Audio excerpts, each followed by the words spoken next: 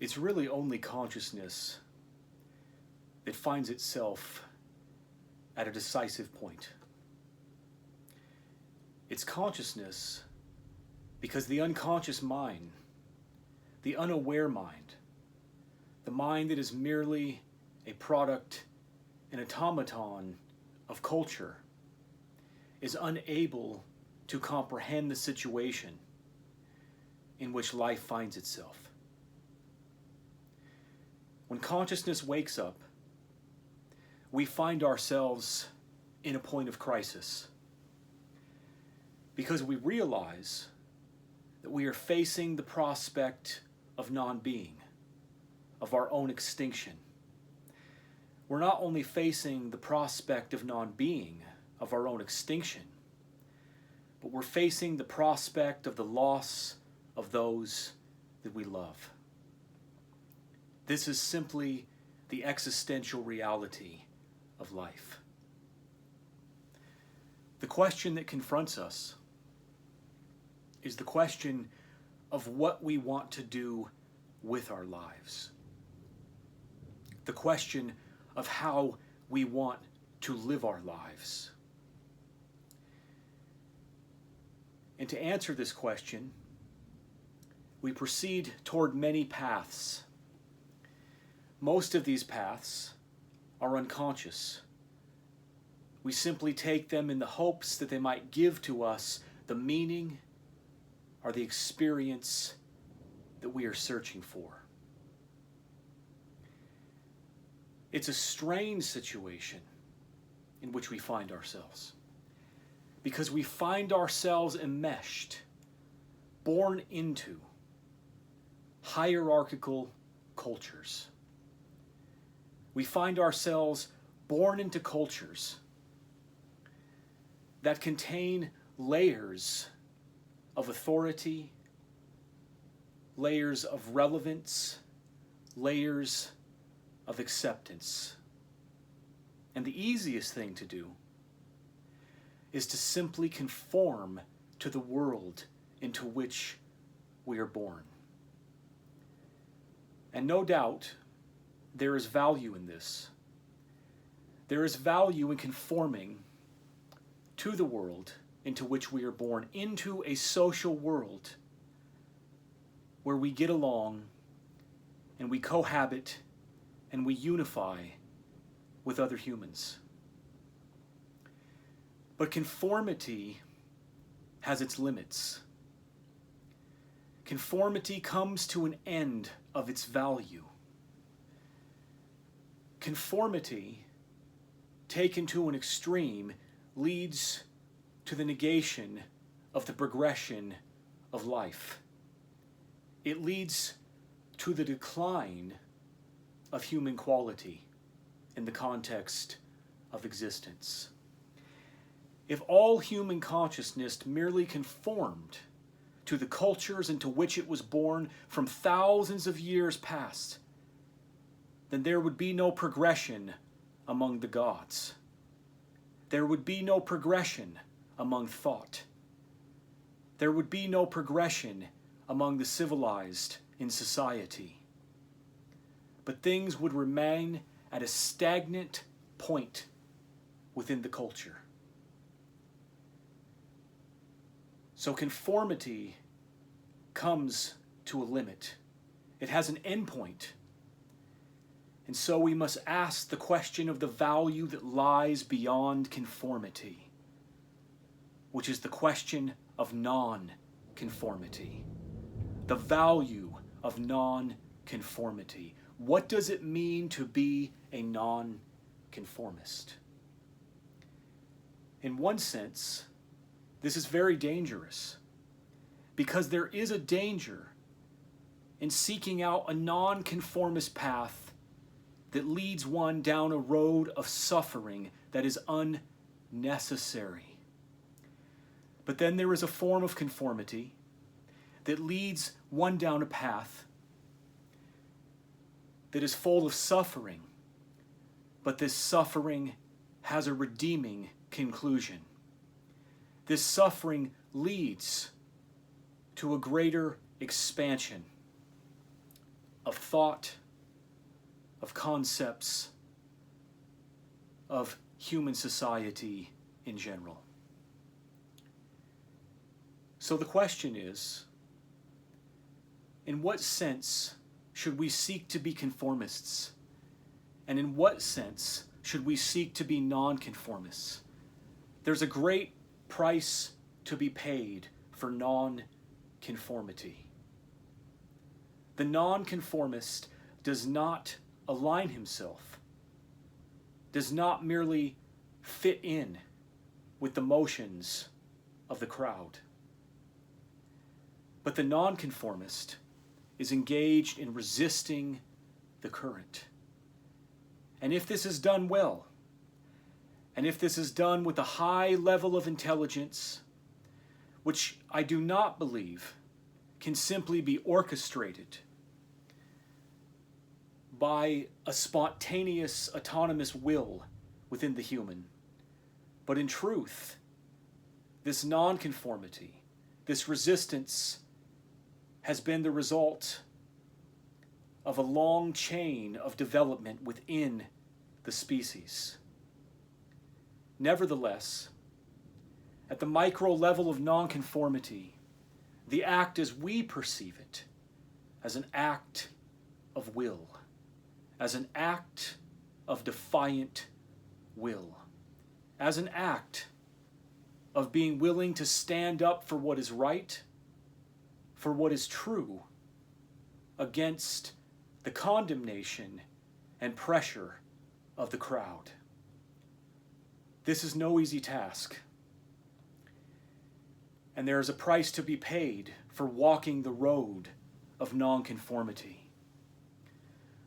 The number one tool that the nonconformist has a need of, above everything else, is the tool of thought, is the ability and the capacity to think, to be able to use reason to contextualize the non-conformist path in the context of history, in the context of culture.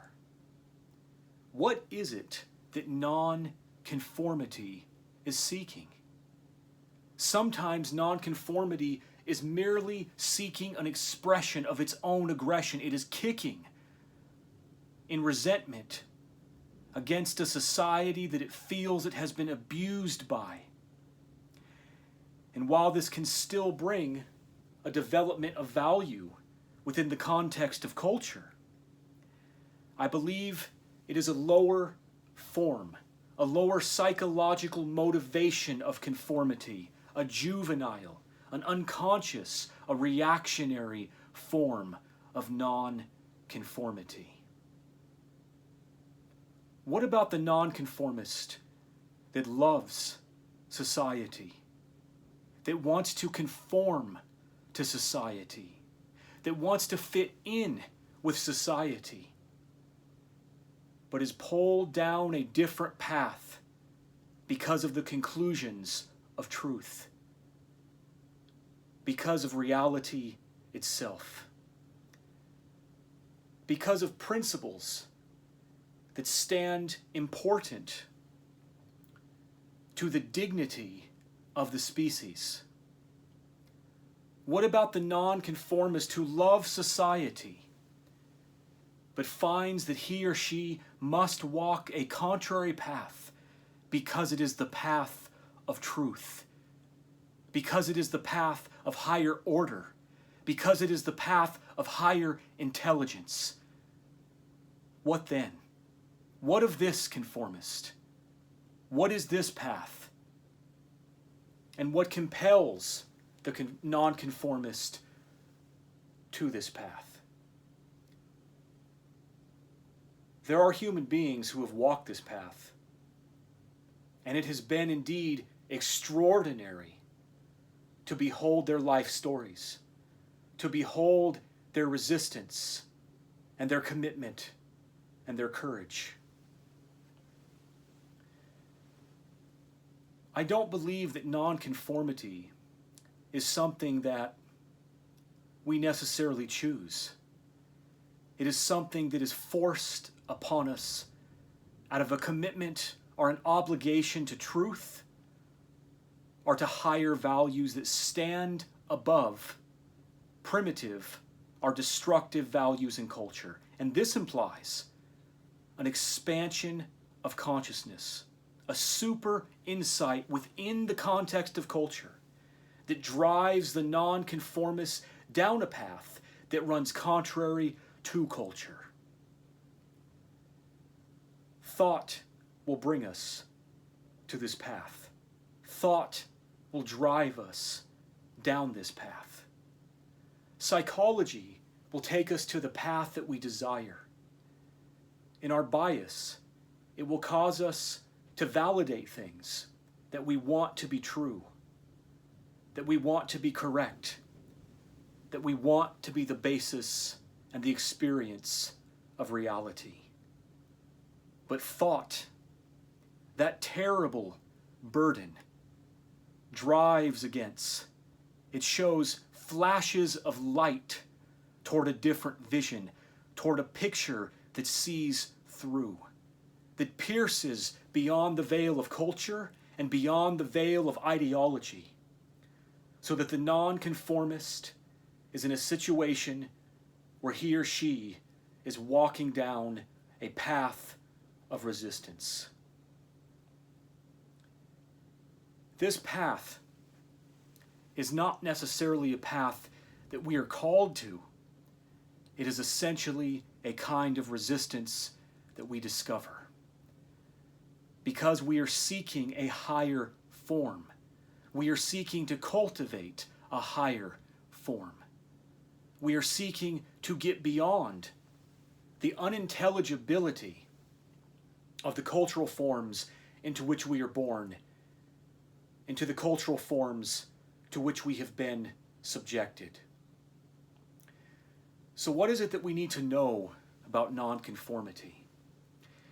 Is it not that the world itself, that thought itself, is constructed, the culture itself is constructed?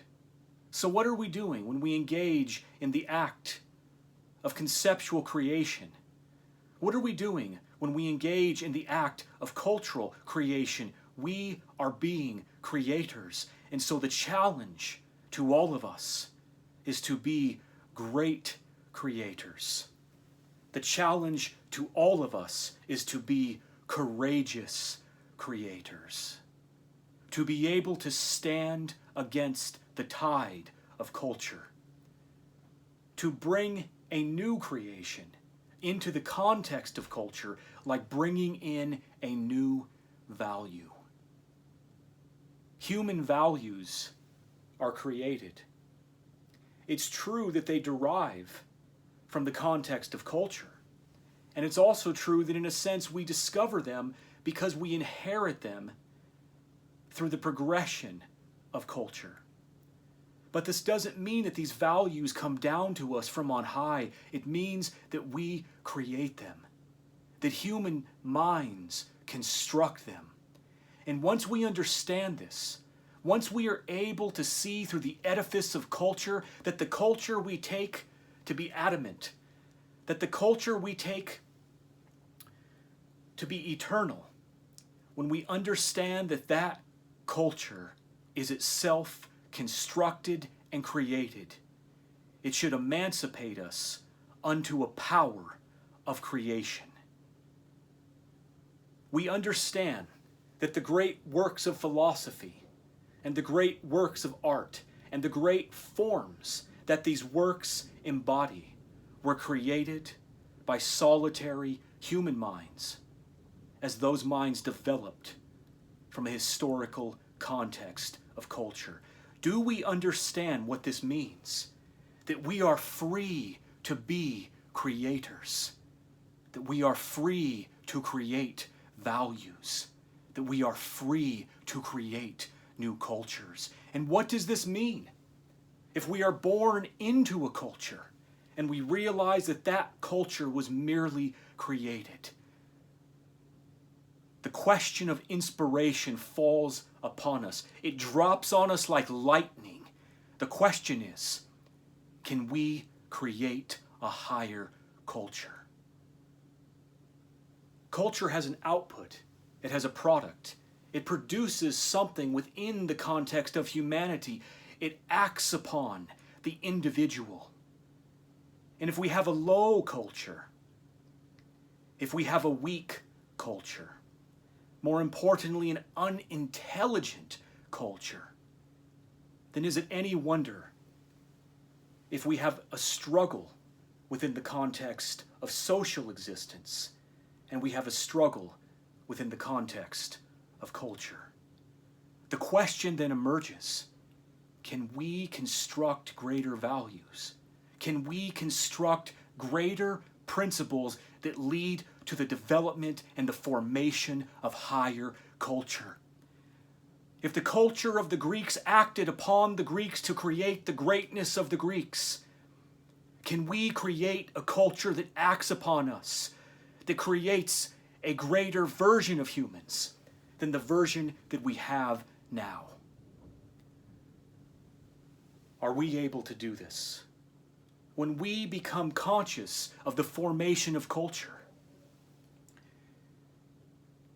and maybe what we're talking about is a post-cultural man, a post-cultural human. But maybe it's not possible, not humanly possible, for humans to get beyond the edifice of culture. And if this is the case, if we are condemned to working within the context of culture, if even now that the future of a post-cultural human is so far away that we have no choice but to work within the context of culture, then we must try to work consciously and intelligently within culture to forge a new culture that forges a new man. We are not talking about ethnic supremacy. We are talking about intelligence.